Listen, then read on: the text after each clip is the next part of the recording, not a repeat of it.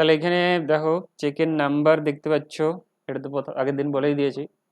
আর এটা হচ্ছে MICR, MICR code আজকে ডিসকাস করব, এমআইসিআর কোড কি। তারপরে যেটা রয়েছে এটা হচ্ছে RBI account number. RBI account number বলতে এটা হচ্ছে তোমার ব্যাংকের আরবিআই অ্যাকাউন্ট নাম্বার। প্রত্যেক ব্যাংকের আরবিআই এর কাছে একটা করে অ্যাকাউন্ট থাকে। তোমরা যেমন অ্যাকাউন্ট খুলেছো কার কাছে? ব্যাংকের কাছে। ব্যাংক তেমন অ্যাকাউন্ট খুলবে কার কাছে? আরবিআই এর কাছে। কারণ কখনো কখনো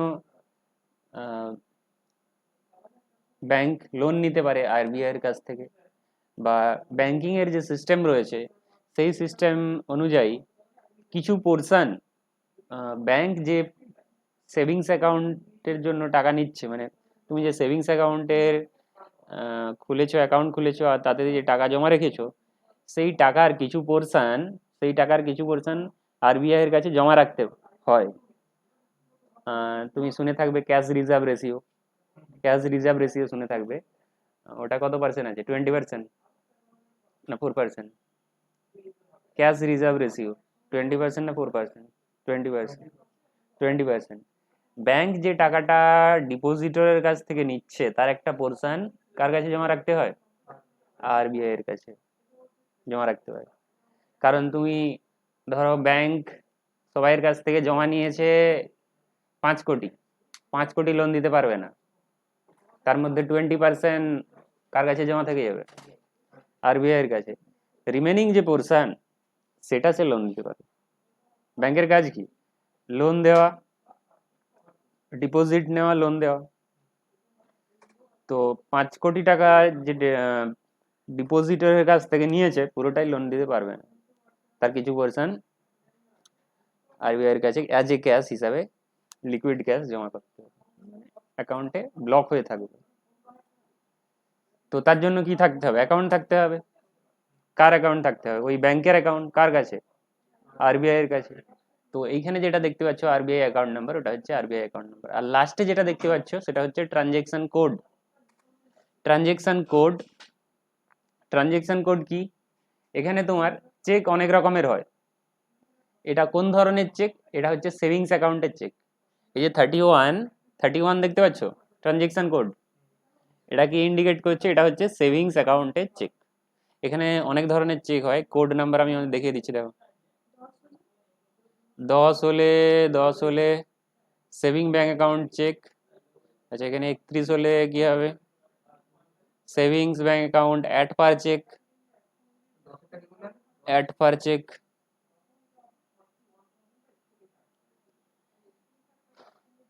তো এটা এত ডিটেলে জানার দরকার নেই তোমার। কোনটা লাগবে? শুধুমাত্র তোমার শুধু লাগবে চেক নাম্বার, চেক নাম্বারটাই লাগবে। আর এগুলো তুমি জেনে রাখো। তারপরে দুটো, যে এটা হচ্ছে আরবিআই অ্যাকাউন্ট নাম্বার যেটা ব্যাংক খুলে রেখেছে আরবিআই এর কাছে, আর লাস্ট হচ্ছে ট্রানজেকশন কোড, যেটা কোন ধরনের চেক সেটা জানতে পারবে। ঠিক আছে? এখানে কোড অনেক রকমের রয়েছে, তার মধ্যে বইতে কত নম্বর কোড আছে? 10। মানে এখানে সেভিংস অ্যাকাউন্টের চেক। কারেন্ট অ্যাকাউন্টের চেক হলে কত হবে? 11। ব্যাংকার্স চেক হলে 12। ঠিক আছে? এগুলো হচ্ছে কোড। ব্যাংকার্স চেক মানে ব্যাংকের নিজের চেক, মানে একটা ব্যাংকের চেক, যেমন তোমার নামে চেক বেরিয়েছে, ব্যাংকের নামে চেক থাকতে পারে।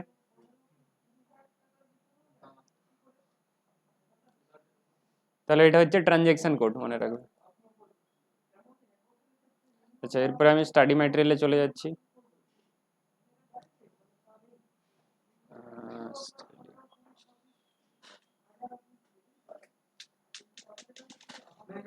হুম হুম, রেকর্ডিং দেখে নিয়েছো যেগুলো দেওয়া ছিল? আজকে একটা দেওয়া হয়েছে 11টা থেকে। এখন কটা বাজছে? 2টো। 12টা, 11টা থেকে 12টায় তো দেখা হয়ে যাওয়ার কথা।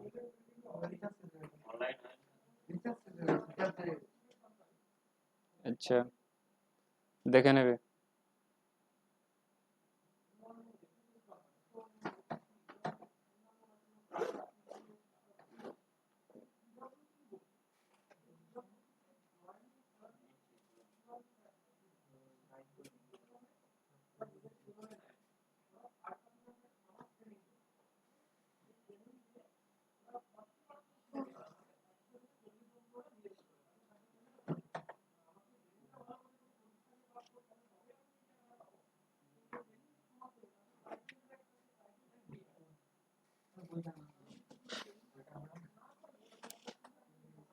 কি হলো, বসনি কেন, দাঁড়িয়ে আছো এখনো?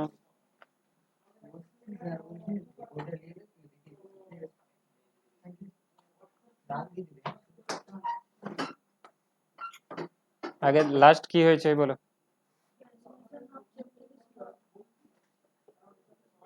ডিসঅনার অফ চেক হয়ে গেছে, ক্যান্সেলেশন অফ চেক।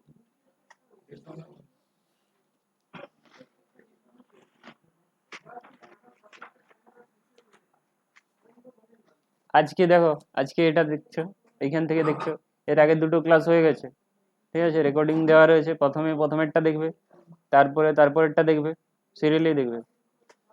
আজকে এখান থেকে হচ্ছে cancellation of cheque. Cancellation of cheque, তাহলে চেক কিভাবে ক্যান্সেল করতে হবে? প্যারালাল লাইন টানতে হবে, প্যারালাল লাইন, এটাকে বলা হচ্ছে প্যারালাল লাইন।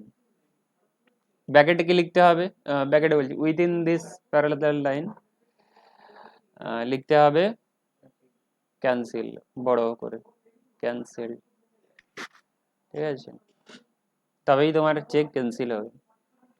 তাহলে চেক কেন ক্যান্সেল করা হয়? কোনো তো অবজেক্টিভ থাকবে, তুমি শুধুমাত্র ক্যান্সেল করে দেবে? সব ব্যাংক থেকে চেক নিয়ে এসে সব ক্যান্সেল করতে শুরু করবে, তার তো কোনো অবজেক্টিভ থাকবে বলো? ডেট পেরিয়ে গেলে তারপরে চেকের ডেট পেরিয়ে গেলে মানে তুমি তো ডেটই দাওনি, তোমার তো ব্ল্যাঙ্ক চেক তুমি নিয়ে এসেছো ব্যাংক থেকে, তো প্রিন্ট করে এরকম ব্ল্যাঙ্ক চেক নিয়ে এসেছো। হ্যাঁ সেই, কখন ক্যান্সেল করতে হয় সেটাই তো বলা হচ্ছে।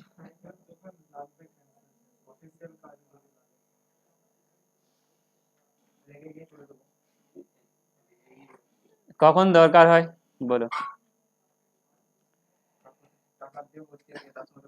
সাপোজ তোমাকে কেউ ব্যাংকের অ্যাকাউন্টের ডিটেলস চাইছে, ঠিক আছে, তুমি কি করতে পারো? ক্যান্সেল চেক দিয়ে দিতে পারো, তোমার কাছে চেক বুক রয়েছে, তো তুমি ক্যান্সেল, এইভাবে ক্যান্সেল করে দিয়ে দিতে পারো, ঠিক আছে, সে কি পেয়ে গেল? অ্যাকাউন্টের ডিটেলস পেয়ে গেল। কোথার থেকে পেয়ে যাবে? আগের দিন দেখিয়েছিলাম চেকের অ্যাকাউন্টের ডিটেলস কোথা থেকে পাওয়া যায়, এইখানে অ্যাকাউন্ট নাম্বার থাকে, কোথায় অ্যাকাউন্ট নাম্বার রয়েছে? এটা হচ্ছে অ্যাকাউন্ট নাম্বার, সে তোমার এখান থেকে কি পেয়ে গেল? অ্যাকাউন্ট নাম্বার পেয়ে গেল, কোন ব্যাংকের পেয়ে গেল, তার আইএফএস কোড পেয়ে গেল, আইএফ, ঠিক আছে, আইএফএস কোড পেয়ে গেল, এই দুটোই তো মেন। আর সে বুঝে গেল যে তোমার অ্যাকাউন্ট রয়েছে অ্যাকচুয়ালি, কারণ নাহলে তো চেক কি করে হবে? এই যে অ্যাকাউন্ট নাম্বারটা, এটা জেনুইন, ঠিক আছে। তাহলে কি কারণে, যদি কাউকে অ্যাকাউন্টের ডিটেলস দিতে হয়, সাপোজ তুমি জিএসটি রেজিস্ট্রেশন করতে চাইছো, জিএসটি রেজিস্ট্রেশন, জিএসটি রেজিস্ট্রেশন মানে জিএসটি নাম্বার নিতে চাইছো, ঠিক আছে, সেক্ষেত্রে অ্যাপ্লিকেশন ফর্মের সাথে কি হতে পারে? তোমার ব্যাংকের অ্যাকাউন্টের ডিটেলস দিতে হতে পারে। সেক্ষেত্রে তোমার কাছে দুটো অপশান দিতে পারে, যে পাসবইয়ের ফার্স্ট পেজ জেরক্স করে দাও, না তো একটা ক্যান্সেল চেক দিয়ে দাও, ঠিক আছে। পাসবইয়ের ফার্স্ট পেজ কেন নেয়? অ্যাকাউন্ট ডিটেলসটা জানার জন্য, বা ক্যান্সেল চেক দিয়ে দিলেই হয়ে যাবে, ঠিক আছে। ক্যান্সেল চেক তাহলে হয়ে গেল।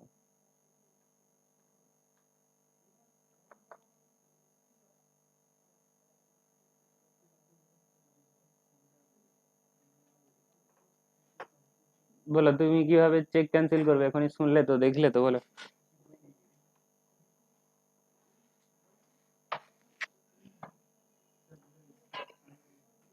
চেক কিভাবে ক্যান্সেল করতে হবে দেখলে না এখনই?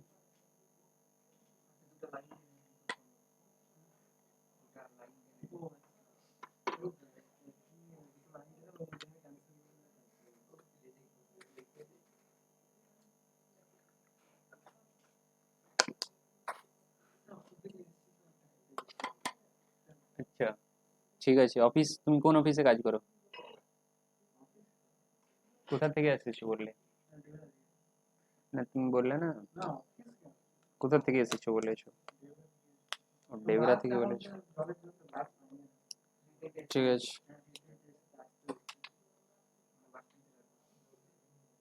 হেঁটে হেঁটে এসেছো? আচ্ছা, এরপরে দেখো ক্যান্সেলেশন চেক হয়ে গেল আমাদের। ক্যান্সেলেশন চেকের পরে check truncation system. Cheque truncation system, আচ্ছা এখানে তুমি যদি তাহলে ক্যান্সেল চেক কেন দেয়, মানে চেক ক্যান্সেল কেন করা হয় এটা যদি দেখতে চাও, তাহলে এখানে কোথায় লেখা রয়েছে? চেক ক্যান্সেল করা হয় usually, cheque is cancelled when এর পরে কেন ক্যান্সেল করা হয়? When there is a error, একটা point. When there are errors while writing cheque, তোমার চেক লিখতে গিয়ে কোনো যদি ভুল হয়ে যায়, তাহলে সেটাকে কি করতে হবে? এভাবে ক্যান্সেল করে দেবে, একটা point. While producing as evidence of holding bank account, তুমি যা কাউকে যখন এভিডেন্স দিচ্ছ যে আমার ব্যাঙ্ক অ্যাকাউন্ট রয়েছে, তার ডিটেলস হচ্ছে এইটা, তো এটা হচ্ছে 2 নম্বর point, while producing it as evidence. তাহলে দুটো কারণ বলে দিই।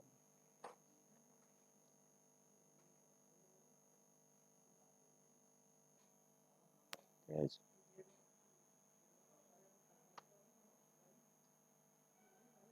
আচ্ছা cheque truncation system, cheque truncation system হচ্ছে, আচ্ছা চেক ট্রাঙ্কেশন সিস্টেম জানার আগে তোমাকে জানতে হবে cheque clearing system. Cheque clearing system কি? চেক ক্লিয়ারিং সিস্টেম, চেক কিভাবে ক্লিয়ার হয়? তোমার কাছে তোমার ধরে নাও এক্সিস ব্যাংকের অ্যাকাউন্ট রয়েছে, এক্সিস ব্যাংকের অ্যাকাউন্ট রয়েছে, কিন্তু তুমি পাচ্ছ এসবিআই এর চেক। তোমার এক্সিস ব্যাংকের অ্যাকাউন্ট আছে, কিন্তু কেউ তোমাকে এসবিআই এর চেক দিয়েছে, তুমি এসবিআই এর চেক তাহলে কোথায় জমা করবে? এক্সিস ব্যাংকেই জমা করবে, যেখানে তোমার অ্যাকাউন্ট আছে। তাহলে এক্সিস ব্যাংক কিভাবে তোমার টাকাটা জমা করবে? তোমার টাকাটা কিভাবে জমা করবে? তোমার টাকাটা নিশ্চয়ই এক্সিস ব্যাংক কি করবে, এসবিআই এর কাছ থেকে নেবে, তারপরে তো জমা করবে, না তো কি করে জমা করবে? তো এই যে ওই যে টাকাটা নিচ্ছে, ঠিক আছে, তারপরে জমা করছে, ওটাকেই বলা হচ্ছে ক্লিয়ারিং। তো চেক ক্লিয়ার জন্য চেক ক্লিয়ারিং হাউস রয়েছে, ক্লিয়ারিং হাউস। ব্যাংক যদি এত কিছু দেখবে, তাহলে ব্যাংক তার বিজনেস কিভাবে সামলাবে? ঠিক আছে, চেক ক্লিয়ার করার জন্য কে রয়েছে? Clearing house. ক্লিয়ারিং হাউসের কাজ কি হচ্ছে? ক্লিয়ারিং হাউস দেখছে যে কোন ব্যাংক কত টাকা পাবে, সেই হিসাবে নেট সেটেলমেন্ট করছে। নেট সেটেলমেন্ট কিভাবে করছে দেখে নাও, আমি যদি দেখাই।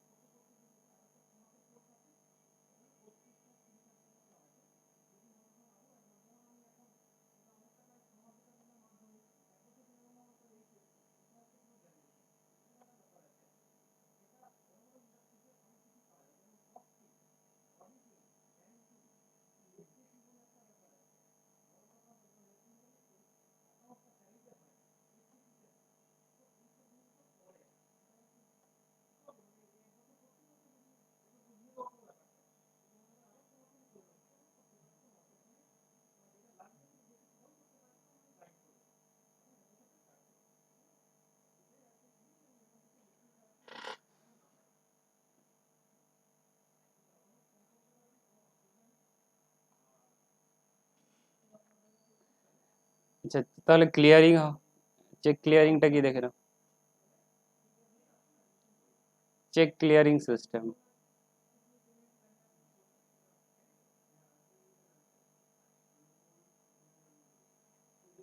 এদিকে তাহলে আমি এক্সিস ব্যাংক ধরে নিচ্ছি, ওদিকে ধরে নিচ্ছি এসবিআই।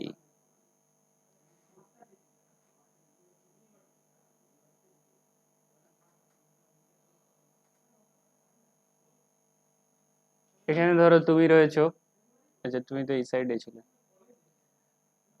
আচ্ছা, তুমি ধরে নাও যে তোমার অ্যাকাউন্ট রয়েছে এসবিআইতে, এসবিআইতে অ্যাকাউন্ট রয়েছে। এবার তুমি কিছু চেক পেয়েছো, কিছু পার্টির কাছ থেকে চেক পেয়েছো।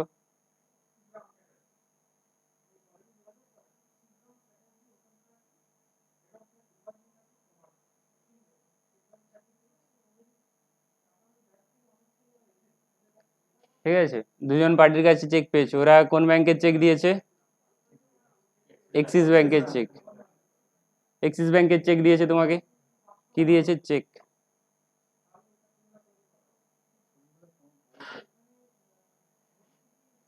তোমাকে চেক দিয়েছে, তুমি কোথায় জমা করলে? এসবিআইতে। তাহলে এইরকম ধরো অনেক কাস্টমার জমা করেছে এক্সিস ব্যাংকের চেক। তো ধরো সারাদিনে 10 লাখ টাকা,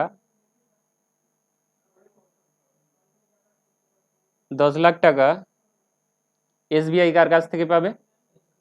এক্সিস ব্যাংকের কাছ থেকে পাবে। ঠিক আছে।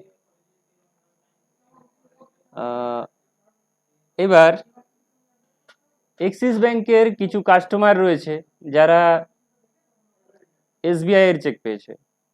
এক্সিস ব্যাংকের কিছু কাস্টমার রয়েছে যারা এসবিআই এর চেক পেয়েছে। তার মানে এক্সিস ব্যাংক কার কাছ থেকে টাকা নেবে? এসবিআই এর কাছ থেকে। ধরো সেটা হচ্ছে 12 লাখ। তাহলে এক্সিস ব্যাংকের কিছু কাস্টমার রয়েছে যারা এসবিআই এর চেক পেয়েছে। এক্সিস ব্যাংক কার কাছ থেকে টাকা নেবে? এসবিআই এর কাছ থেকে। কত লাখ টাকা নেবে? 12 লাখ টাকা। তো এখানে রয়েছে clearing house. Clearing house, clearing house, এখানে হাউস রয়েছে, ক্লিয়ারিং হাউস।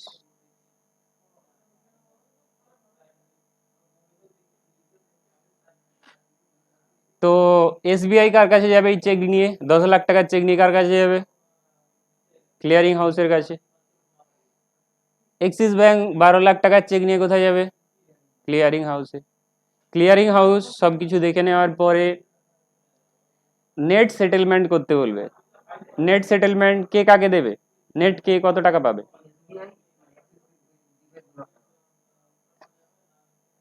এসবিআই এক্সিসকে দেবে 2 লাখ টাকা। তো ক্লিয়ারিং হাউস বলে দেবে কি, এসবিআই তুমি আজকের দিনের যা যা চেক তার সেটেলমেন্ট হিসাবে এক্সিসকে দিয়ে দেবে 2 লাখ টাকা। তাহলেই সেটেল হয়ে গেল। এই যে কাজটা ক্লিয়ারিং হাউসের কাছে তুমি নিয়ে যাচ্ছ, ক্লিয়ারিং হাউস দেখে নেট সেটেলমেন্ট এত টাকা পাঠাতে হবে বলে দিচ্ছে, এটাকেই বলা হচ্ছে cheque clearing system. Clearing house RBI nominated হয়, আরবিআই রেজিস্টার্ড হয়। ঠিক আছে, ক্লিয়ারিং হাউস আরবিআই রেজিস্টার্ড হয়। ক্লিয়ারিং হাউস একটা আলাদা এন্টিটি। ঠিক আছে, সেখানে প্রেজেন্ট করতে হবে চেক। তো এটা এটা এই সিস্টেমটাকে বলা হচ্ছে চেক ক্লিয়ারিং সিস্টেম।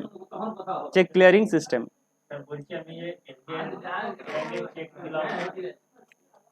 হুম।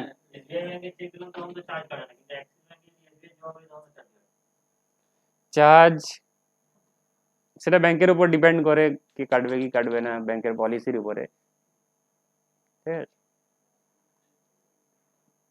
কোনো ব্যাংক তো জিরো ব্যালেন্সেরও অ্যাকাউন্ট খুলে দেয়, কোনো ব্যাংক বলে না আমার 5,000 টাকা মিনিমাম রাখতে হবে। সেটা ব্যাংকের পলিসির উপর ডিপেন্ড করছে। 5,000 টাকা রাখতে হবে। এক্সিস ব্যাংক বলছে যে আমার ছোটখাটো কাস্টমার দরকার নাই, সব ভিআইপি কাস্টমার লাগে।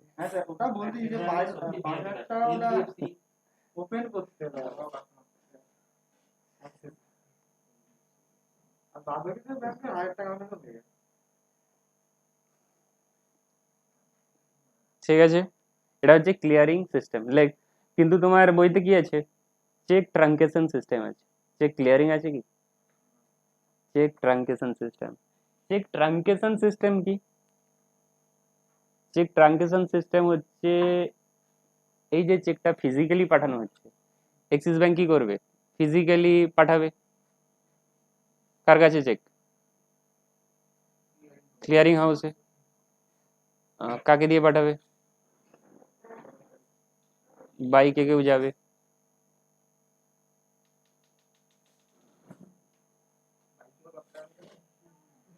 আরে চেক তো কাউকে দিয়ে পাঠাতে হবে ক্লিয়ারিং হাউস। আরে ফোর হুইলার যাই হোক, যে কোনো ভাবে পাঠাতে হবে। তো এটা ট্রেডিশনাল সিস্টেমে তাহলে চেক পাঠাতে হবে, কিন্তু এখন সিস্টেম এসেছে চেককে এভাবে ফিজিক্যালি পাঠানোর দরকার নেই। কি করে পাঠাতে হবে, ইলেকট্রনিক ইমেজ করে, ইলেকট্রনিক ইমেজ করে পাঠাতে হবে, স্ক্যান করে পাঠাতে হবে, স্ক্যানার দিয়ে, স্ক্যানার দিয়ে স্ক্যান করে পাঠাতে হবে। তো ওটাই হচ্ছে চেক ট্রানজেকশন সিস্টেম। তুমি যে ফিজিক্যালি চেককে না পাঠিয়ে ইলেকট্রনিক ইমেজ পাঠাচ্ছ, ওটাই হচ্ছে চেক ট্রানজেকশন সিস্টেম।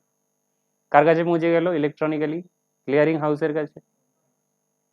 তার ফলে চেক ক্লিয়ারিং এ যে টাইমটা লাগতো পুরো সার্কেলে, কাস্টমার প্রেজেন্ট করলো, তারপরে ব্যাংক সেটা নিল, নেওয়ার পরে পাঠালো, ক্লিয়ারিং হাউস আবার দেখলো, পুরো সিস্টেমটা যে টাইম লাগতো সেটা কমে যাবে কি যাবে না, কমে যাবে।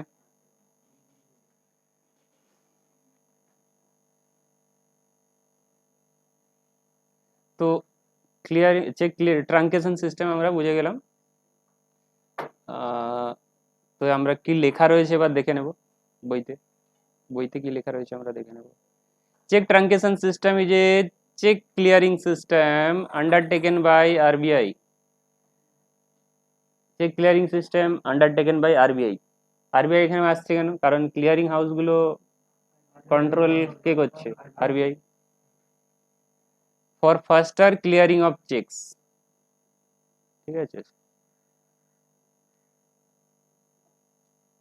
ট্রানকেশন, এখানে তোমাকে truncation means it is the process of stopping flow of physical cheque. ট্রানকেশনের মানে হচ্ছে এখানে তুমি ফিজিক্যাল চেকের যে ফ্লো হচ্ছিল সেটাকে স্টপ করে দিচ্ছ। It is the process of stopping flow of physical cheques in its way of clearing, এতটা বললেই হবে। এর জায়গায় কি হচ্ছে, in its place electronic image of cheque is transmitted. এর ইলেকট্রনিক ইমেজ ট্রান্সমিট করছে মানে পাঠাচ্ছে।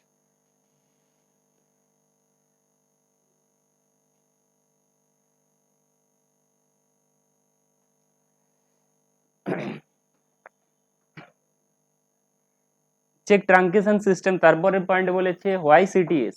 হোয়াই সিটিএস রয়েছে, চেক ট্রানকেশন নেই।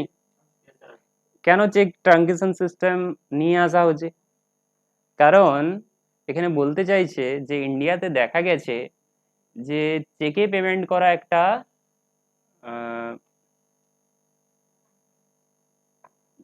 ইন্ডিয়ার বেশি পোর্শন যে পেমেন্ট হচ্ছে, মোস্ট অফ দ্য পোর্শন চেকে হচ্ছে।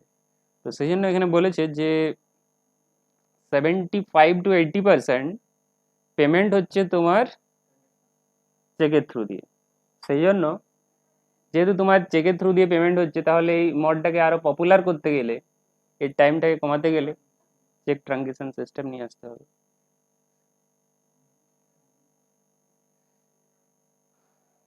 আচ্ছা, বেনিফিটস টু অ্যাকাউন্ট হোল্ডার। গরম লাগছে কি, ইলেকট্রিক তো চলে গেছে।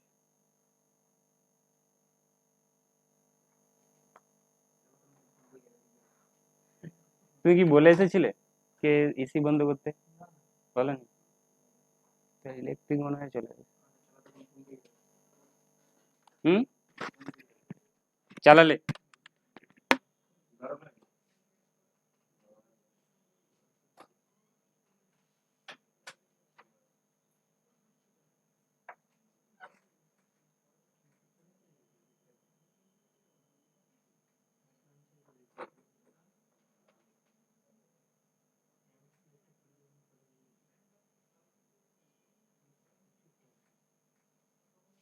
চলে গেছে।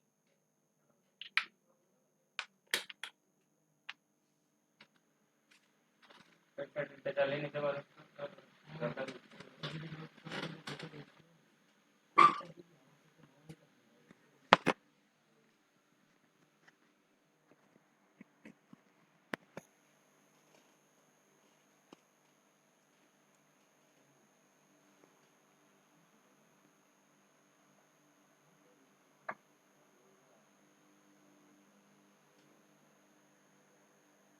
আচ্ছা তাহলে দেখো, অ্যাকাউন্ট হোল্ডারের কি বেনিফিট রয়েছে? অ্যাকাউন্ট হোল্ডারের কি বেনিফিট রয়েছে?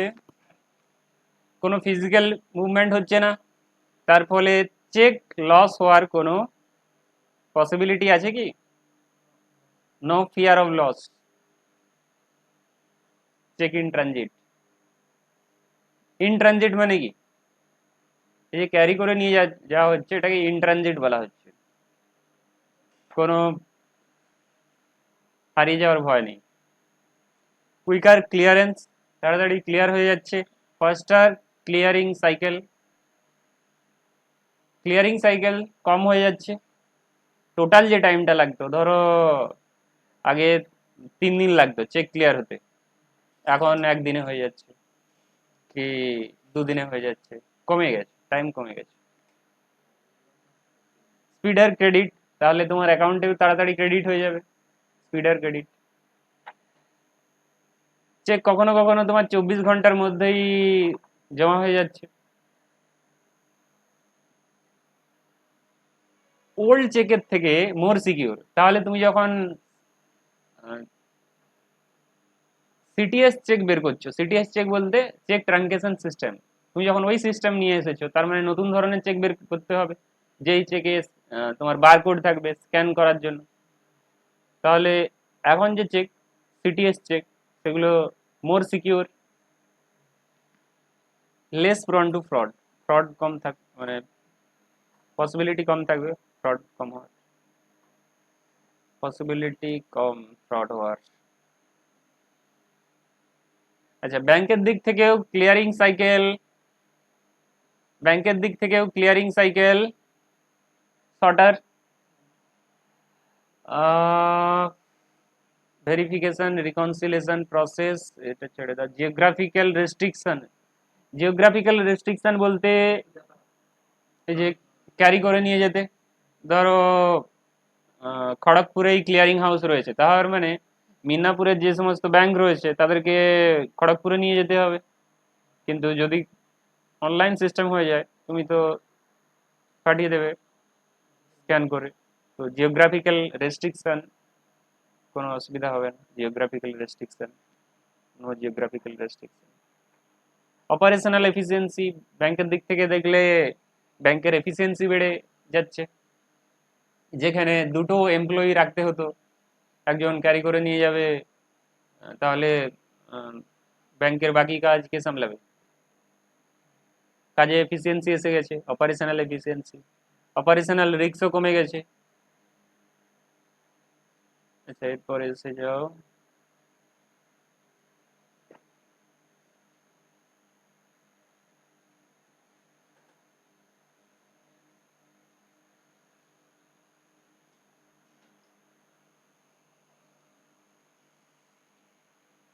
ভয়েড পেন্টোগ্রাফ।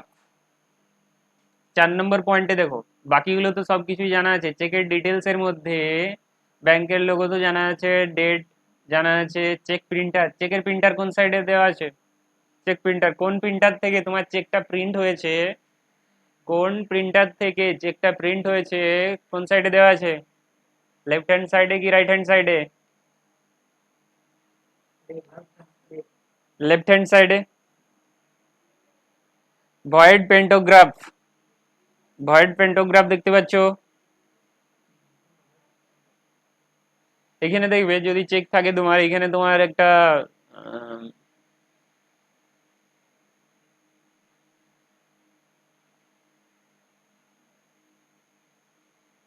কি রয়েছে, কভার টাইপের রয়েছে। কভার বলতে কিছু স্টিকার টাইপের লাগবে তোমাকে। ভয়, ওটা হচ্ছে ভয়েড পেন্টোগ্রাফ।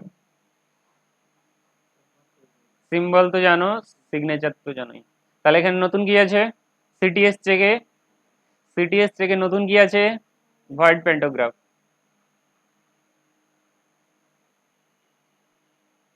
চলো,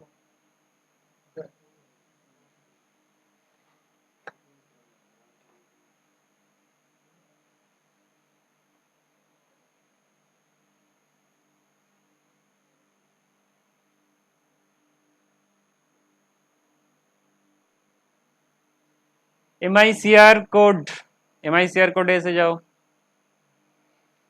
ফুল ফর্ম কি আছে?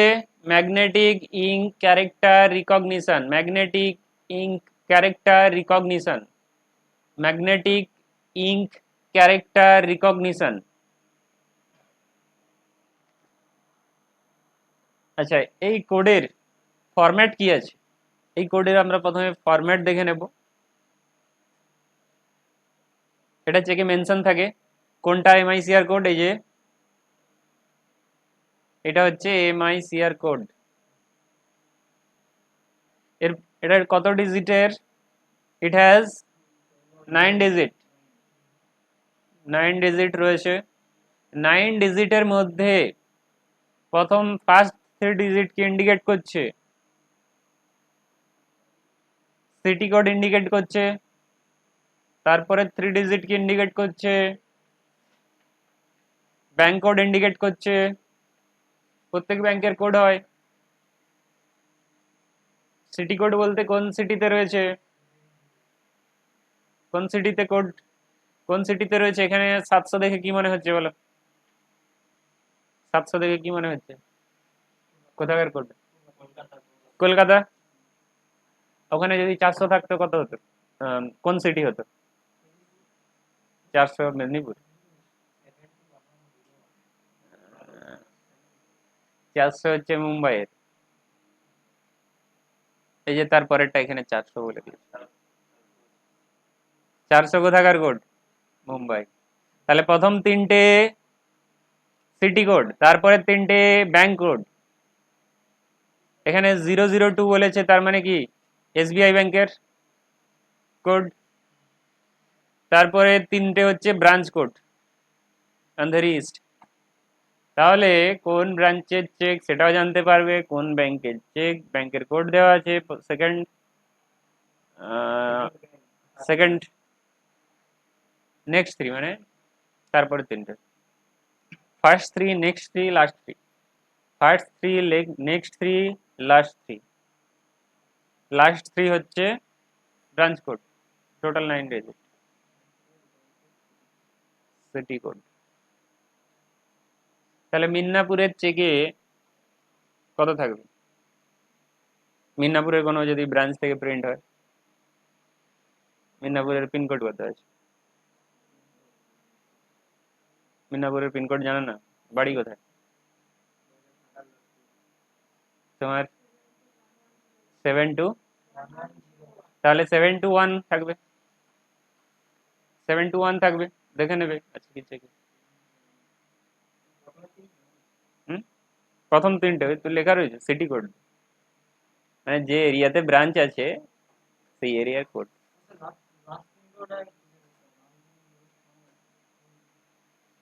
এটা হচ্ছে ব্রাঞ্চের কোড। প্রত্যেক প্রত্যেক ব্রাঞ্চ, এসবিআই রয়েছে, এসবিআই কি করেছে, সব ব্রাঞ্চ, যত ব্রাঞ্চ রয়েছে সবাইকে একটা করে কোড দিয়েছে। সবার আলাদা আলাদা, তোমাদের যেমন স্টুডেন্ট কোড দেওয়া হয়েছে সবাই আলাদা আলাদা, সেই রকম এসবিআই তার সব ব্রাঞ্চকে কোড দিয়ে রেখেছে। এই ব্রাঞ্চের এই কোড, সেই ব্রাঞ্চের সেই কোড।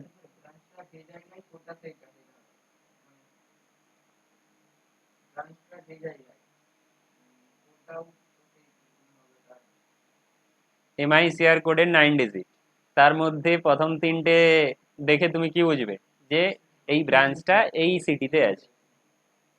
যদি 721 থাকে তার মানে বুঝতে হবে যে সেটা মিদনাপুরের কোনো একটা ব্রাঞ্চের চেক। তারপরে 3টে ডিজিট দেখে বুঝবে যে সেটা কোন ব্যাংকের চেক। যদিও ব্যাংকের নামটা উপরে লেখা থাকে কিন্তু নিচে তবুও কোডটা দেওয়া থাকে, মানে এমআইসিআর কোডের জন্য তোমার এটা 9 ডিজিটের মধ্যে থাকছে। তারপরে ব্রাঞ্চ কোড 3টে করে। টোটাল টোটাল ডিজিট হচ্ছে 9। আচ্ছা, এটা কি কাজে লাগছে? এটা তোমার লাগছে ব্যাংক যখন একটা ব্রাঞ্চ থেকে ব্যাংক যখন টাকা পাঠাচ্ছে একটা ব্রাঞ্চ থেকে আরেকটা ব্রাঞ্চে, তখন কাজে লাগছে। দিস হেল্পস টু, এই কোড কি কাজে হেল্প করছে? This helps RBI to identify bank branch and speed up the clearing process. Every bank branch is given unique MICR code. তাহলে প্রত্যেক ব্রাঞ্চের একটা করে এমআইসিআর কোড আলাদা হবে। আর এটা কাকে হেল্প করবে? আরবিআই কে। কি আইডেন্টিফাই করতে? কি কোন ব্রাঞ্চ? আরবিআই কে হেল্প করবে, তোমার কোনো কাজে আসবে না। এমআইসিআর কোড তোমার কোনো কাজে আসবে না, এটা আরবিআই এর কাজে আসবে। অ্যাজ এ কাস্টমার তোমার এমআইসিআর কোড লাগবে না। অ্যাজ এ কাস্টমার তোমার এমআইসিআর কোড লাগবে না, ঠিক আছে? এটা আরবিআই এর কাজে লাগবে, আরবিআই এর সাথে যখন ট্রানজেকশন হবে ব্রাঞ্চের।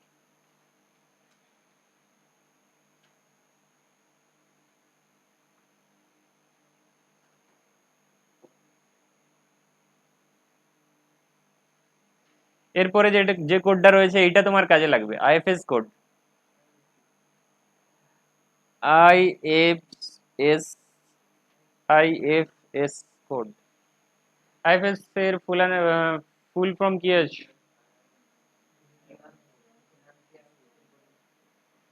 Indian financial system code. Indian financial system code. এটা কখন কাজে লাগে? তুমি যখন এনইএফটি করতে যাবে, আরটিজিএস করতে যাবে, তখন কাজে লাগবে। কত ডিজিটের হবে?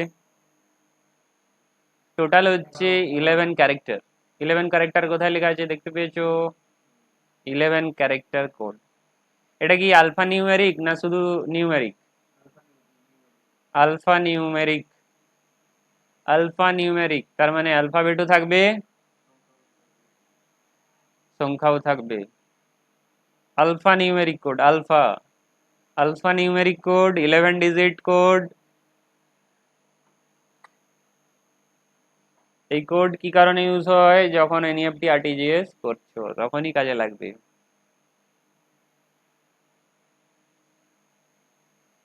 তাহলে এই কোড কাদেরকে অ্যালাউড করা হয়েছে?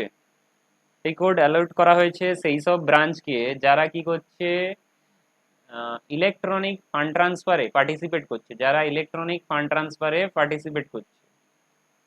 প্রায় সব ব্রাঞ্চই এনইএফটি আরটিজিএস এ পার্টিসিপেট করে থাকে, তো সব ব্রাঞ্চকেই আইএফএস কোড অ্যালট করা হয়। তো 11 ক্যারেক্টারের মধ্যে প্রথম প্রথম চারটে কি রিপ্রেজেন্ট করছে? প্রথম চারটে কি রিপ্রেজেন্ট করছে? Representing bank. তাহলে তুমি যদি এসবিআই দেখো, প্রথম চারটে ফার্স্ট ফোর এখানে ফার্স্ট ফোর লেখা রয়েছে। First four alphabetic character represent, প্রথম চারটে অ্যালফাবেট রিপ্রেজেন্ট করবে ব্যাংকের নাম। তাহলে এসবিআই এর আইএফএস কোড কি হবে? IF S, SBIN, PNB, PI, PNB, PUNB. আচ্ছা, পাঁচটা চারটা তো হয়ে গেল। এরপরে ফিফথ ক্যারেক্টার অলওয়েজ, 5 নম্বরটা কি? জিরো। প্রথম চারটে ব্যাংক ইন্ডিকেট করবে, 5 নম্বরটা জিরো। 5 পর্যন্ত হয়ে গেল। তারপরে তারপরে কটা ডিজিট থাকে? 5টা চলে গেলে 6টা। 6টার ডিজিট কি ইন্ডিকেট করবে? Branch code. কোথায় গেল? Next 6 digit, last six character indicate করবে representing branch. Last six character represent করবে ব্রাঞ্চ।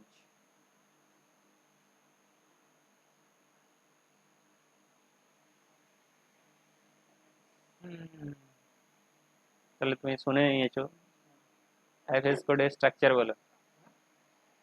আইএফএস কোড তো শুনে নিলে, বলো টোটাল কত ডিজিটের? টোটাল কত ডিজিটের? 11। প্রথম বলো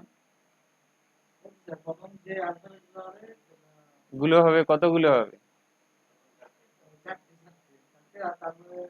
চারটে কি রিপ্রেজেন্ট করবে?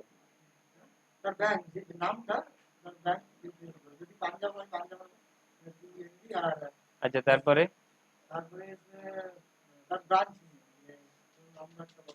ফিফথ ফিফথ ক্যারেক্টার হলো জিরো।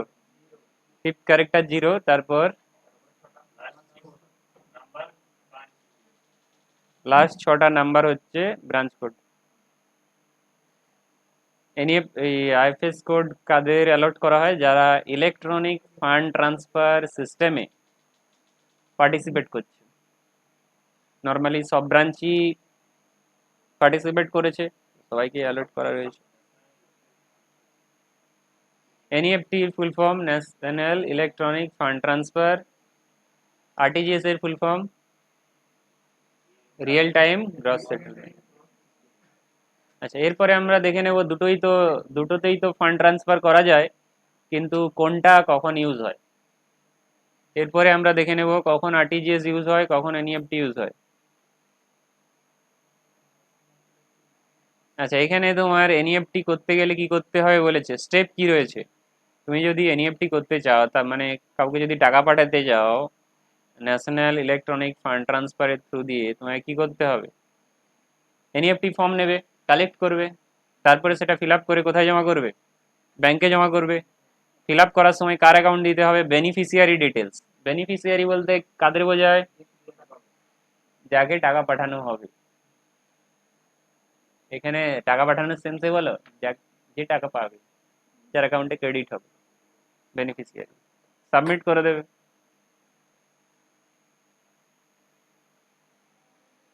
আচ্ছা, ডিফারেন্স কোথায় রয়েছে?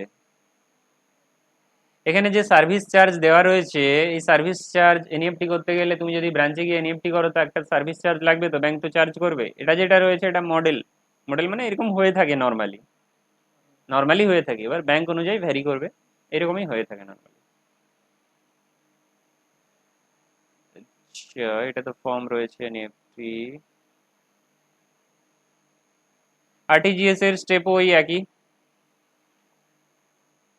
Real time gross settlement.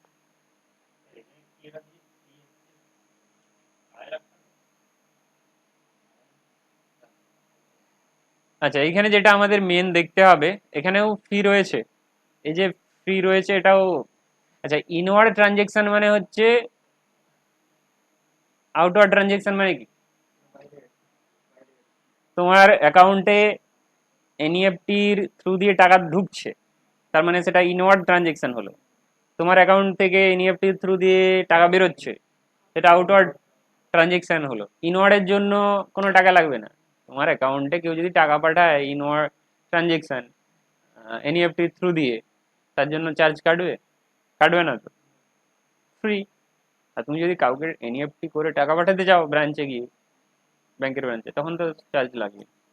আর এটা হচ্ছে বলা আছে, যদি তুমি, এটা মডেল, যদি 5 লাখ, 2 লাখ থেকে 5 লাখ টাকা পাঠাতে চাও তাহলে ম্যাক্সিমাম তোমার 30 টাকা কাটতে পারে, plus GST. Plus GST, GST এসে যাবে। আচ্ছা, এরপরে আমরা দেখে নেব যে এনইএফটি আরটিজিএস এর মধ্যে ডিফারেন্স কি রয়েছে। এনইএফটি আরটিজিএস এর মধ্যে ডিফারেন্স কি রয়েছে, কে জানো? কে এনইএফটি আরটিজিএস করেছে বলো? কেউ করেছো এনইএফটি আরটিজিএস করেছো? এনইএফটি আরটিজিএস করেছো কি? করনি। এনইএফটি, এনইএফটি তোমার ব্যাচ সিস্টেমে হয়, ব্যাচ সিস্টেমে প্রসেসিং হয়। একটা ট্রানজেকশন তুমি এখনই করলে এখনই কিন্তু জমা হবে না, ওর জন্য একটা কিছুটা টাইম নেবে, কারণ ব্যাচে ব্যাচে জমা হবে, অনেকগুলো ট্রানজেকশন একসাথে প্রসেস হবে।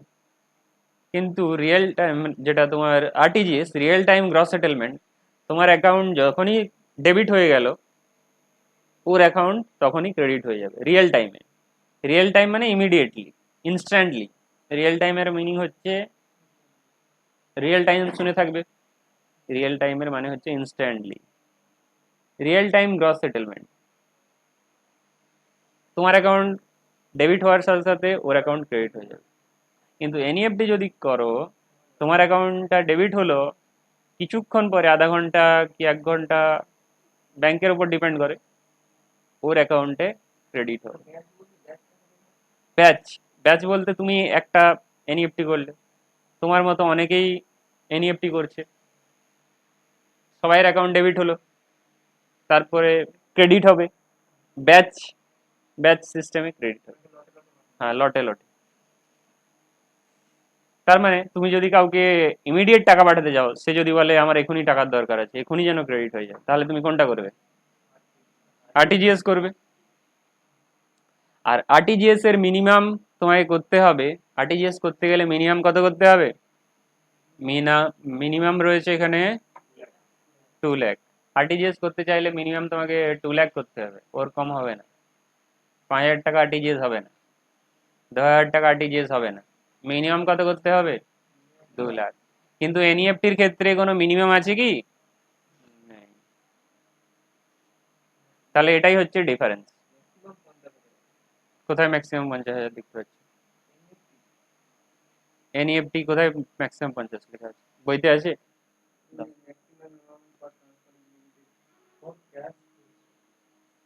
কোথায় লেখা আছে?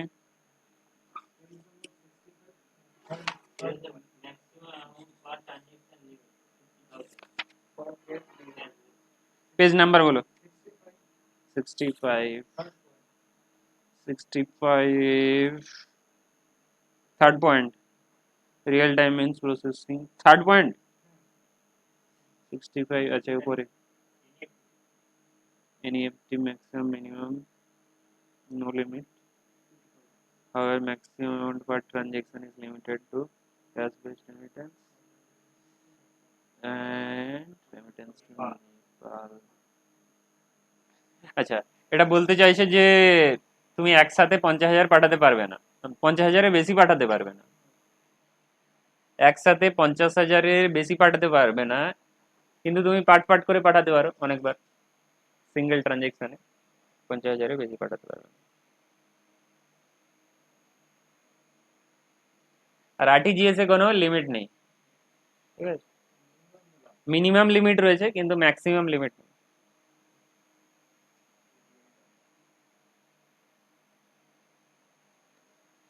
তাহলে এতটা কোনো ডাউট আছে বলো? এটা তো আরটিজিএস এর ফর্মটা, আরটিজিএস এর ফর্ম দেখে নাও। এনইএফটি ফর্ম আরটিজিএস এর ফর্ম একই ধরনের, এনইএফটি আরটিজি আছে, এখানে এনইএফটি এর ফর্ম নেই, এনইএফটি আরটিজিএস এর ফর্ম একই ধরনের, মানে তার যে ডিটেলসটা দিতে হয় একই ডিটেলস দিতে হয়। দেখো এখানে দুটোই লেখা রয়েছে, NEFT real time gross settlement plus national electronic fund transfer, NEFT আর আরটিজিএস দুটোই একই ফর্মেই হয়ে যাবে, মানে ওর যে স্ট্রাকচারটা। তাহলে এটা কোন ব্যাংকের ফর্ম? ওয়েলথি ব্যাংকের ফর্ম, ব্যাংকের নাম ওয়েলথি ব্যাংক আছে। কোন ব্রাঞ্চ? যে কোনো ব্রাঞ্চ, মিদনাপুর কি কলকাতা। ওয়েলথি ব্যাংক বলে কোনো ব্যাংকই নেই, ঠিক আছে? এটা তো বানিয়ে রেখেছে কারণ স্টুডেন্টকে শেখানোর জন্য। না তো যে কোনো ব্যাংকের তুমি যদি কপি করো বলবে আমার পারমিশন নিয়ে কপি করেছো কেন, ঠিক আছে? তুমি যার তার ফটো লাগিয়ে দিতে পারবে? তার পারমিশন নিতে হবে তো। তাহলে তোমরা যে ফ্লিপকার্ট বা আমাজনে ছবি দেখো, কার ছবি? সেলিব্রিটিদের। হ্যাঁ, তারা তাহলে পারমিশন দিয়েছে না তো? কি তারা লাগিয়ে দেবে ফ্লিপকার্টে? ইচ্ছা হয়েছে লাগিয়ে দিলাম তোমার ছবি। তো সেই রকম, এই জন্য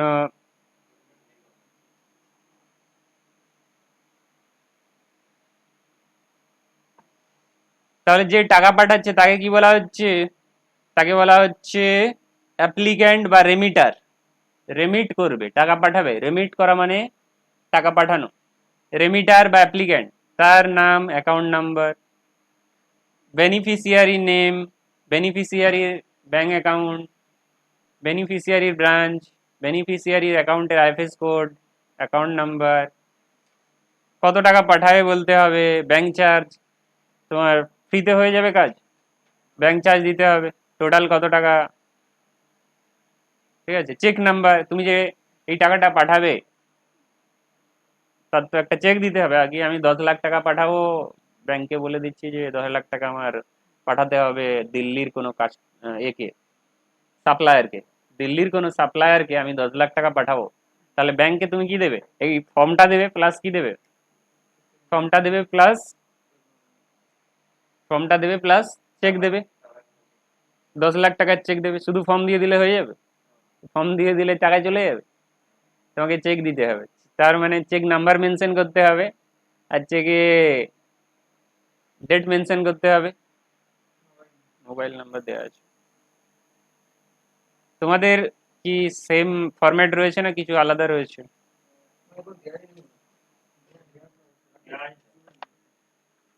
এই তো, এটাই তো, এখানে তোমার অ্যাপ্লিক্যান্ট আর remitter details, account title, account type বলতে যে টাকা পাঠাচ্ছে তার কি ধরনের অ্যাকাউন্ট রয়েছে, সেভিংস থেকে রয়ে যাবে টাকা যাবে, না কারেন্ট থেকে টাকাটা চলে যাবে, কাটা যাবে আর কি, হতে পারে যে কোনো অ্যাকাউন্ট থেকে যাবে টাকা।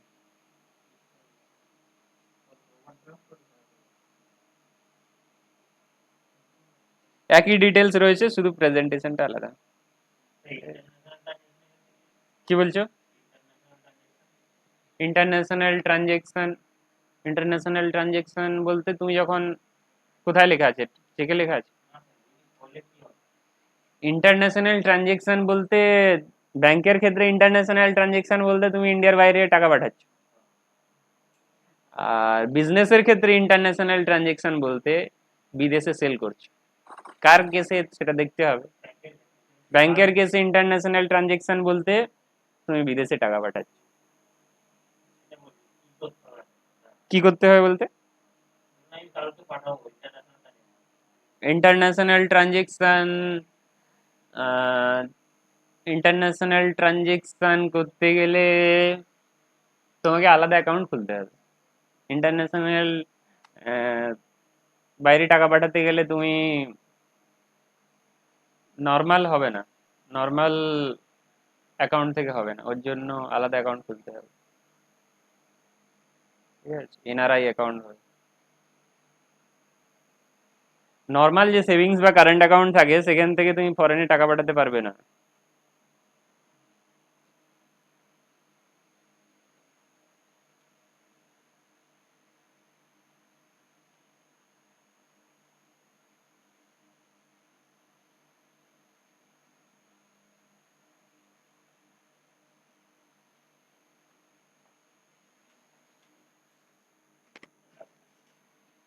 আচ্ছা, এরপরে এসে যাও পে অর্ডার আর ডিমান্ড ড্রাফট।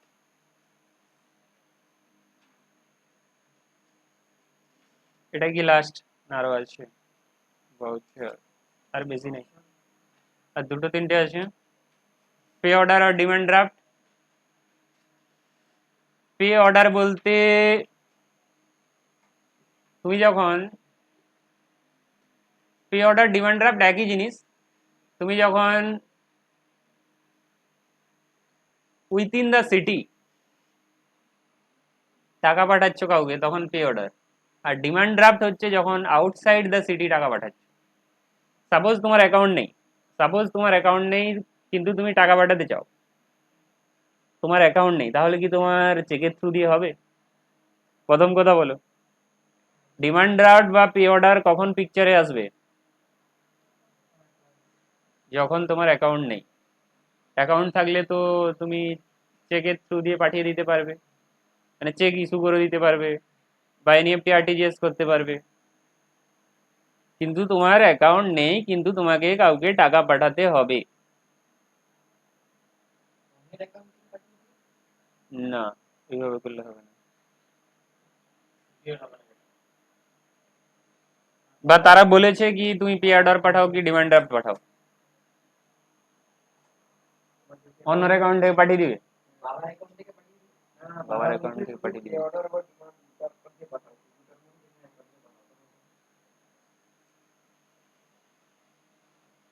তাহলে যেই সিচুয়েশনে তোমার ব্যাংক অ্যাকাউন্ট নেই,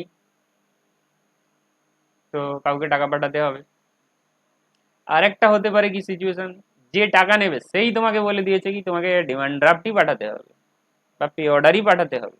সাপোজ তুমি শুনে থাকবে যে ফর্ম ফিল আপ করতে গেলে কখনো কখনো তোমার ডিমান্ড ড্রাফট চেয়ে থাকে, তো যে টাকা নেবে সেই বলে দিচ্ছে যে ডিমান্ড ড্রাফট পাঠাও। তো সেই সিচুয়েশনে তোমাকে ডিমান্ড ড্রাফট বা পে অর্ডার পাঠাতে হবে। পে অর্ডার ডিফারেন্সের, পে অর্ডার আর ডিমান্ড ড্রাফটের মধ্যে একটাই ডিফারেন্স রয়েছে কি, পে অর্ডার যখন তুমি উইথিন দ্য সিটি টাকা পাঠাচ্ছ তখন পে অর্ডার, ডিমান্ড ড্রাফট তুমি যখন আউটসাইড দ্য সিটি টাকা পাঠাচ্ছ তখন পে অর্ডার। তুমি যদি মিদনাপুরেই কাউকে টাকা পাঠাতে যাও, মিদনাপুরের ব্রাঞ্চ থেকেই তুমি কাউকে মিদনাপুরের কোনো অ্যাড্রেসে টাকা মানে কোনো অ্যাকাউন্টে টাকা পাঠাতে যাও, সাপোজ মিদনাপুরে তুমি আছো, বিদ্যাসাগর ইউনিভার্সিটিকে সাপোজ টাকা পাঠাবে, পে অর্ডার। যদি তুমি অন্য সিটিতে পাঠাতে চাও, ধরো কলকাতায় পাঠাবে, কলকাতায় কোনো ইনস্টিটিউট আছে তাকে টাকা পাঠাবে, তাহলে কি করবে, ডিমান্ড ড্রাফট। যেহেতু তোমার অ্যাকাউন্ট নাম্বার নেই তাহলে তোমায় কি করতে হবে, ডিমান্ড ড্রাফট, ডিডি বা পে অর্ডার বানাতে গেলে ব্যাংকে কি করতে হবে, ব্যাংকে গিয়ে তোমাকে টাকা দিতে হবে। তুমি ধরো কাউকে 10,000 টাকা পাঠাবে, কোনো ইনস্টিটিউটের নামে 10,000 টাকা ডিমান্ড ড্রাফট পাঠাবে, তো তোমাকে 10,000 টাকা দিতে হবে ব্যাংকে গিয়ে। বলতে হবে কি, শুধু ডিমান্ড টাকা দিলে হবে না, তার সাথে সাথে তোমাকে একটা ফর্ম ফিল আপ করতে হবে যে আমি ডিমান্ড ড্রাফট নিতে চাই, ডিমান্ড ড্রাফটের ফর্ম ফিল আপ করতে হবে আর টাকা দিতে হবে। তাহলে তো তারা কি করবে, ব্যাংক কি করবে, তোমাকে ডিমান্ড ড্রাফট বানিয়ে দেবে, যেটা দেখতে কিরকম লাগবে, দেখতে অনেকটা চেকের মতোই লাগবে, দেখতে অনেকটা চেকের মতোই লাগবে, কিন্তু ওপরে লেখা থাকবে ডিমান্ড ড্রাফট। ঠিক আছে, ডিমান্ড ড্রাফটে কি কি ডিটেলস লাগবে এখানে কি রয়েছে,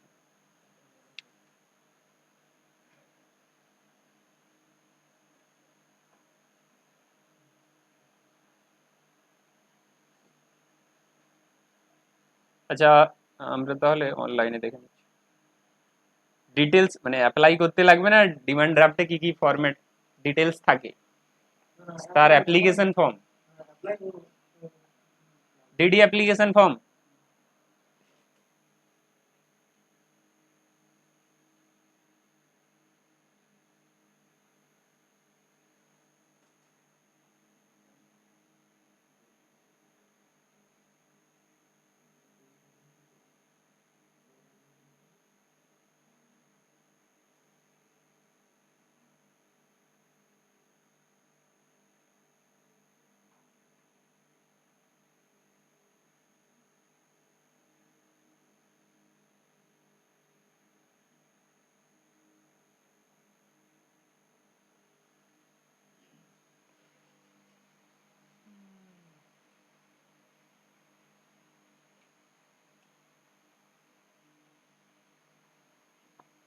डीडी एप्लीकेशन फॉर्म এটা ড্রাফট और ব্যাংকার্স চেক অ্যাপ্লিকেশন, ড্রাফট और bankers cheque application.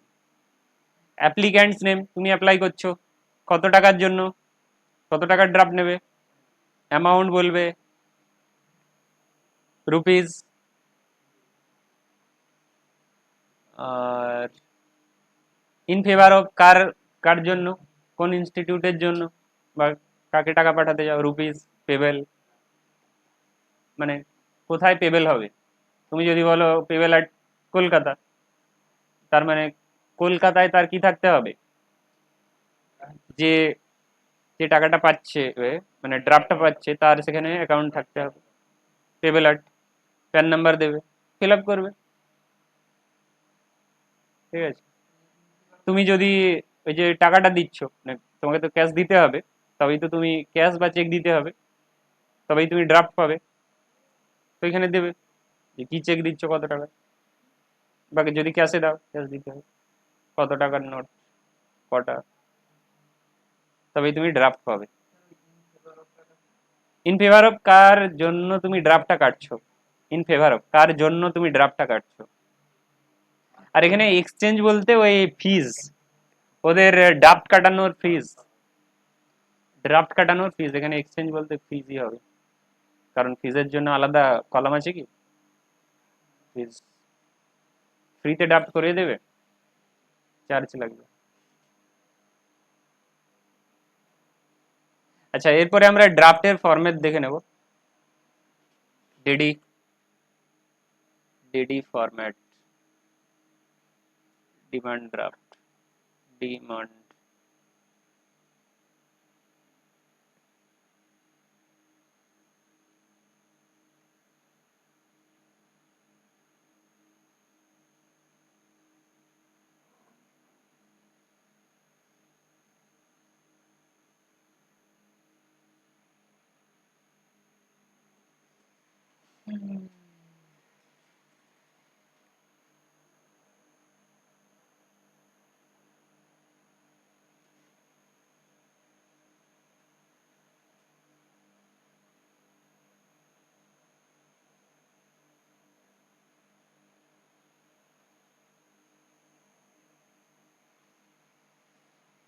Demand draft, specimen copy, sample copy car बिहा पे কমটেক, কোনো অর্গানাইজেশনের নাম হবে, চেকের মতোই দেখাচ্ছে, চেকের মতোই দেখাচ্ছে, উপরে শুধু ডিমান্ড ড্রাফট লেখা, আর কিছু না। অন ডিমান্ড পে, কাকে পে করতে বলেছে, কমটেক, চেকের মতোই দেখতে, শুধু ডিডি লেখা থাকে। আর কিছু আছে, পে স্লিপ, ডিপোজিট স্লিপ, এটা বলার দরকার আছে কি, কে কে ব্যাংকে টাকা জমা করতে গিয়েছো, কে কে ব্যাংকে টাকা জমা করতে, তুমি কোনোদিন গিয়েছো, যাওনি, টাকা নেই, টাকা নেই,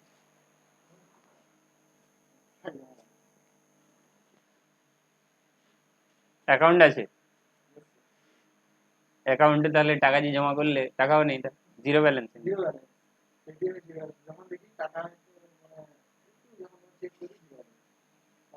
তুমি কি ভাবছো সরকার দেবে টাকা, জিরো ব্যালেন্সের অ্যাকাউন্ট খুলে?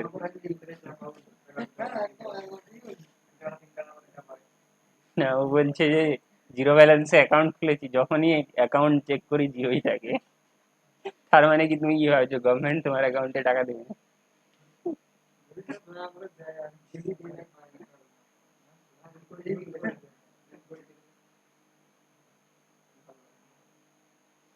তাহলে দেখো, টাকা জমা করতে গেলে বা টাকা তুলতে গেলে এই ফর্ম ফিল আপ করতে হচ্ছে। তাহলে তুমি অ্যাকাউন্ট নাম্বার দিচ্ছ, নেম বলছো, নেম বলতে যে অ্যাকাউন্ট থেকে টাকা তুলবে বা জমা দেবে সেই অ্যাকাউন্টের অ্যাকাউন্ট হোল্ডারের নাম, পার্টিকুলার যদি জমা দাও তাহলে কি জমা দিচ্ছ, চেক জমা দিচ্ছ, বা যদি ক্যাশ জমা দাও বলবে ক্যাশ জমা দিচ্ছি, পার্টিকুলারসে ক্যাশ বলবে। কত জমা দিচ্ছ, ধরো 10 লাখ টাকা চেক, 10,000-এর ধরে নাও, ছোট অ্যামাউন্টই ধরো,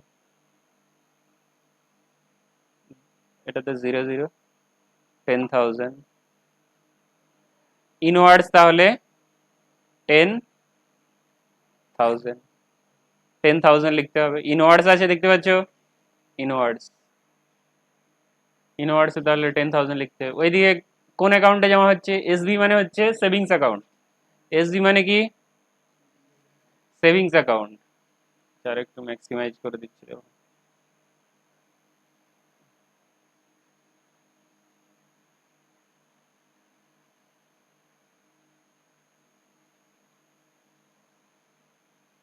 এসবি মানে হচ্ছে সেভিংস অ্যাকাউন্ট,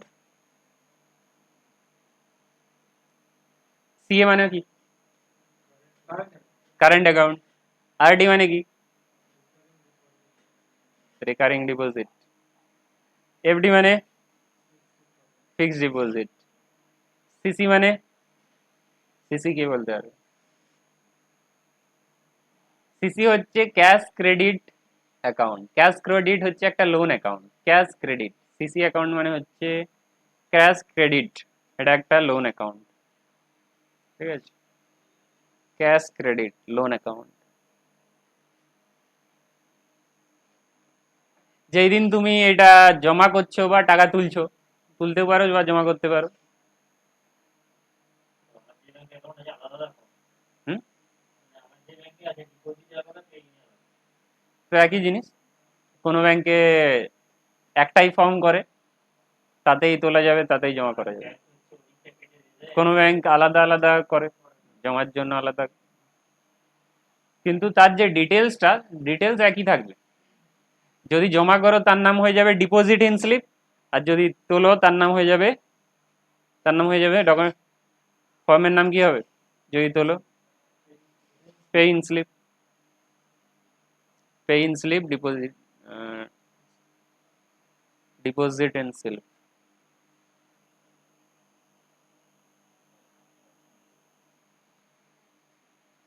আচ্ছা, টিএল বলতে কি? টিএল বলতে কেউ বলতে পারবে? টিএল অ্যাকাউন্ট, অ্যাকাউন্ট অনেক ধরনের হতে পারে। টিএল অ্যাকাউন্ট বলতে term loan, term loan, term loan. কে বলছে profit and loss account? TL, এদিকে দেখো, দেখতে পাচ্ছ নাকি? TL, term loan account. Term loan, যখন তুমি ব্যাংকের কাছ থেকে 5 বছর, 3 বছর একটা টার্মের জন্য লোন নাও, সেটাকে বলা হয় টার্ম লোন। তো তোমার টার্ম লোনের একটা অ্যাকাউন্ট আলাদা থাকবে। এবার তুমি যখন লোনটা রিপে করবে ব্যাংকে গিয়ে, রিপে তো করতে হবে, তো কোন অ্যাকাউন্টে জমা হবে?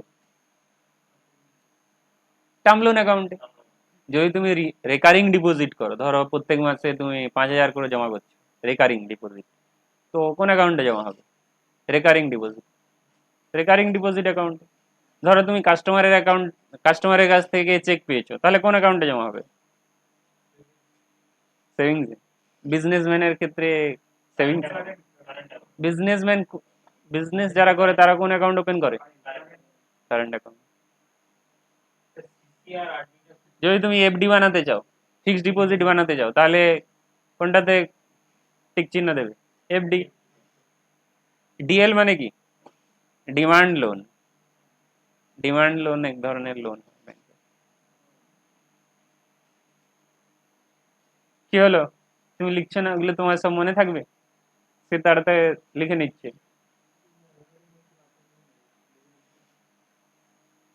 রেকর্ডিং শুনলেই হয়ে যাবে লিখে। Recurring deposit account, CC cash credit account, cash credit, এটা একটা loan account.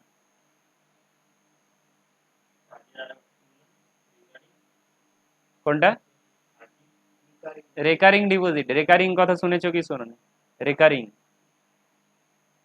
Recurring, recur, RECURRING,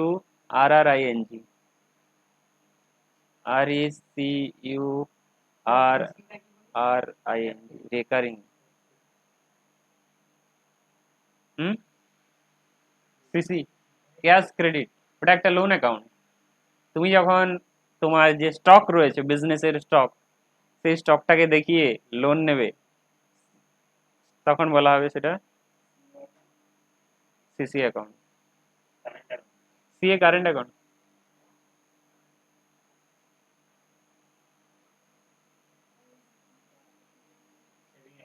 savings bank account.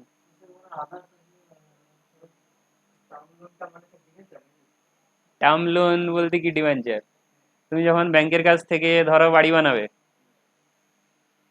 তুমি আজকে যদি লোন নাও, পেমেন্ট করে দিবে কালকে? তুমি কি বলবে যে আমি 5 বছরের জন্য লোন নিচ্ছি, আমি ইনস্টলমেন্টে পেমেন্ট করব, তো 5 বছরে যদি পেমেন্ট করতে হয়, তো কত ইনস্টলমেন্ট দিতে হবে, যদি প্রত্যেক বছর একটা করে দিই, তাহলে তুমি 5 বছরের জন্য লোন নিয়েছো, সেটাকে টার্ম লোন বলা হয়। টার্ম, টার্ম মানে কি? একটা পিরিয়ড বোঝায়, 5 বছর, 3 বছর।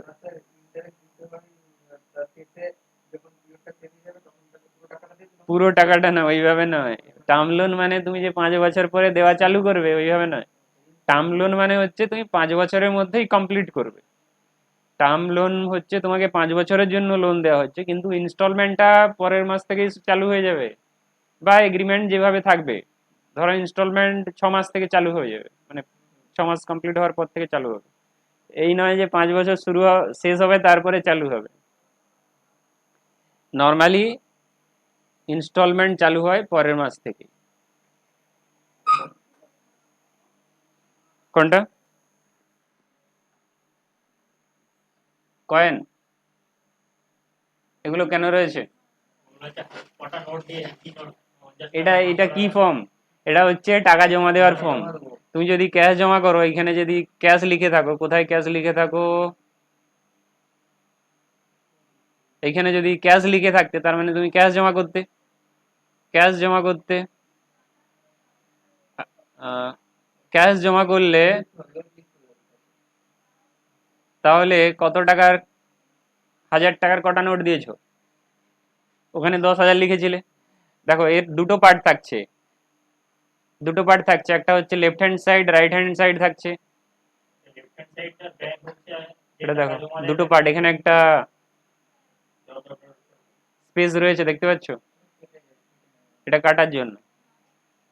এদিকে যে 10,000 লিখলে, 10,000-এর মধ্যে তুমি 1,000 টাকার, যদি 1,000 টাকার তো নোট নেই, 2,000 টাকা করে দাও, 2,000 টাকার ধরো 5টা নোট দিয়েছো, 10,000 কমপ্লিট। এটা ধরো ক্যাশেই দিয়েছো, মানে ক্যাশই জমা করছো, তো 10,000 কমপ্লিট, 10,000 কমপ্লিট। এইভাবে তোমাকে নোটের সংখ্যা দিতে হবে। Note, coin. চেক হলে, চেক হলে তাহলে তুমি এখানে নাম্বারটা দিতে না, এই যে এটা দিতে না, পিসটা দিতে, কি দিতে না, শুধু এখানে 10,000 লিখতে, আর এখানে চেক নাম্বারটা লিখতে। চেক নাম্বার কত ডিজিটের দেখলে বলো? 6 ডিজিট, 6, 1 2 3 4 5 6, 6টা ডিজিট হলো।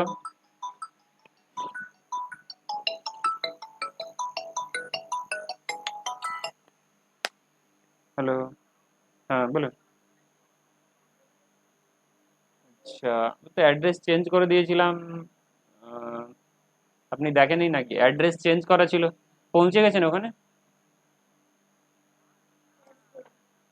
ঠিক আছে, আমি বলছি কালেক্ট করে নেবে, একটু দাঁড়িয়ে। হ্যাঁ ঠিক আছে।